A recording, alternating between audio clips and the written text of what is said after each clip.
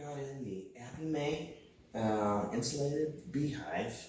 This is a hive made in Turkey, from what I understand, and I went ahead and bought it for my bees. I spent so much money on the bees that I wanted to give them a better home, you say, and it also makes for, they claim, better honey because they don't have to work so hard to pull in the hive, so you get more honey.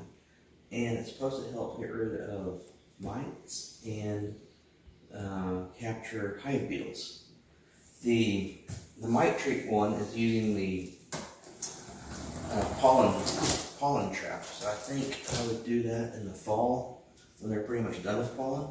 And so when I think they were, they're not making brood anymore. It would help knock off the mites, and I could get a little pollen at the end.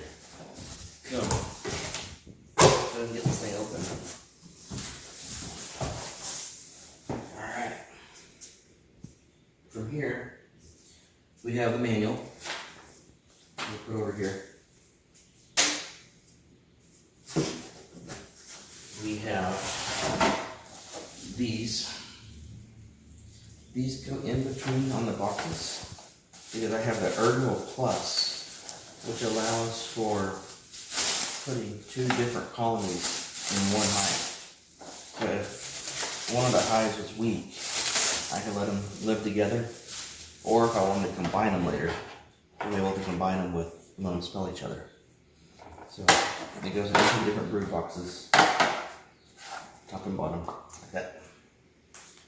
I think that's a pretty cool addition. They've thought of a lot of really neat stuff with this hive. This hive is cool in that it's all connected. So I like that because if you think about hives blowing over in the storms that we have here in Oklahoma, at least it'll take it all at once. And easier to carry. Plus, it has a nice little thing on top where I put a strap. So I can strap it down. I think one change I'd like to see out of this would be little straps hanging out at the bottom. Since this is all tied in, to tie it in at the bottom would make it a little easier. And I wouldn't have to worry about unstrapping it whenever I got ready to get in every day. But hopefully it'll get heavy enough that won't be a problem. So, just have the hinges like that.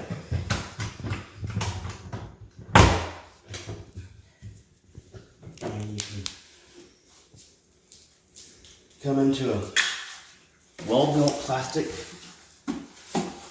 top with ventilation right here. Hopefully, with this, I won't have to be putting hoarders in my hives anymore, trying to get them to stay. Now, this feeder is actually different than what I've seen on all the other videos and even online in the online manual. Because now it's actually 2 separate feeders right here. And it doesn't have that yellow bar on it anymore. Now, we have syrup and KEK for cake. The way it should work is if you're going to feed syrup, you want it on the outside and syrup on the outside. And then in the inside here, you put your water. And then, at this point, the bees have no way to get into the water. So the water will come under, but the bees can't get in and hopefully not drown themselves. Okay, looking at the entrance, we have little holes here for the bees to come in and out with entrance reducers already built into the hive. So if they're not a strong hive, you can close it up and not let so many bees in and out, but you can help stop robbing that way. An interesting feature is this hole here is big enough for the queen and for the drones, but theoretically you could cover that and the queen can't get out if you're trying to keep her in for whatever reason. I guess the drones would get locked in. I'm not sure why you'd want to, but it's an interesting feature. The vents are really cool. You can add in an extra door if you wanted to get in and out a little bit easier. And if you didn't want to do that, you can make it a vent so your quarters can go away. So no more quarters between your boxes. See, they got vents already taken care of. So the box is vented. You got your entrance here. And then let's look at the pollen thing. This is the pollen trap. when I was looking at this online, I didn't know how it was supposed to work, and I finally found a manual, so I kind of explain it. The bees come in the door. They actually come under the pollen trap, and they come up these little holes where it knocks the pollen off their legs. And supposedly it's supposed to knock the varroa mites off of them as well. So that's what I was saying, putting it in the fall, I can collect a little bit of pollen and knock off the mites at the same time. But we don't want that in today. So you can pull that out here. The manual said you can leave it part way out if you wanted to, or take it completely out if you're not going to use it. In my case, I'm not going to use it at all, so I'm going to take it out.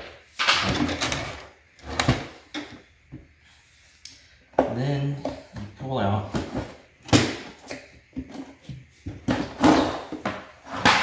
this board.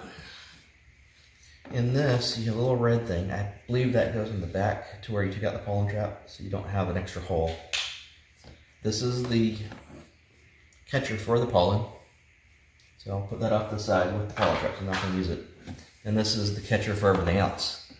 At the bottom of this, we still have the vents. So you're kind of getting the best of both worlds. A vented screen bottom while it's still a solid bottom, which is pretty cool in my opinion.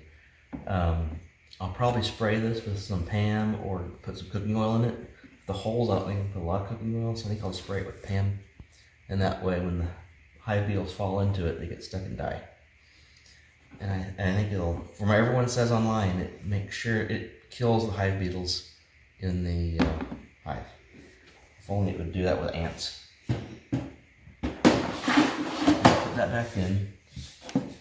And that's what it looks like now. The bees can come in and out without any problem. And they won't be stopped by the pollen trap. A cool feature would have been a way underneath it to store the pollen trap in the tray so that it could be there if you needed it and not to bring it in. Looking at the back, you can still see the hole where the pollen trap was, so you don't want that. So slide in a little red thing. So now that hole's taken care of, and you can see it in the inside. I think that's everything on this.